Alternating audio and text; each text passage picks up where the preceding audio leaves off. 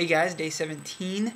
We are in the book of Joshua. Actually finished the book of Joshua in just 2 days. That's pretty cool.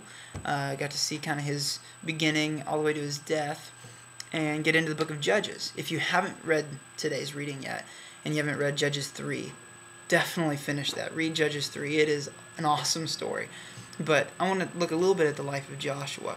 Yesterday we started kind of where he started things up after Moses died, and they moved into the promised land and divvied up the land, all the cool stuff that's happening, and they finally arrived. They're there.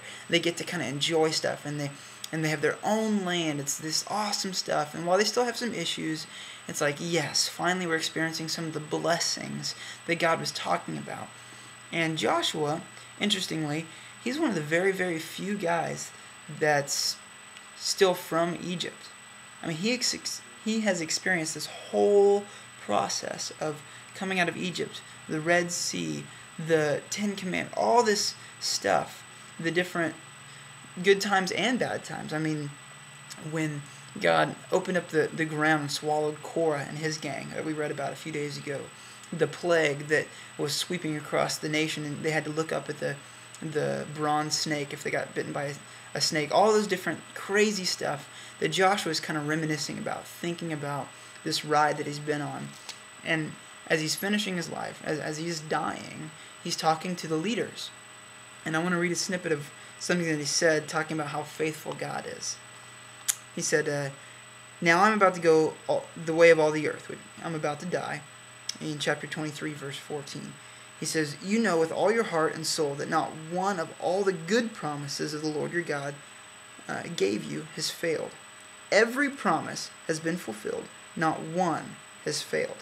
But just as every good promise of the Lord your God has come true, so the Lord will bring on you all the evil he's threatened, until he has destroyed you from this good land he has given you. You see, God makes good on all of his promises, whether they're blessing promises or curse promises. And the moral of the story is, as we're looking at Joshua, he's trying to inspire his leaders. Just because you've arrived, we're here in the promised land, you're being blessed, don't forget. Yes, God is faithful, and it's awesome, it's good. He's never backed down from anything that he said he was going to do. He is faithful. That's the good things and the bad things. And we get into the book of Judges next, and you're going to see how that's so true. I mean, they turn away from God, and he lets things happen to them. And they turn back to God, and there's blessings, and turn away, and there's curses, and it's just tough. And we live the same way.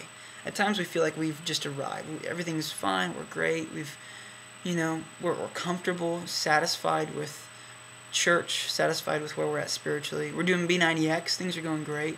But those are the times where we start to slip. We start to backslide. We think everything's fine. We don't push forward. And we need to take this warning and this encouragement. God is faithful in the good and the bad. He is going to come through on what he said. And let's work towards it. Let's not become apathetic. Let's not feel like we've ever arrived.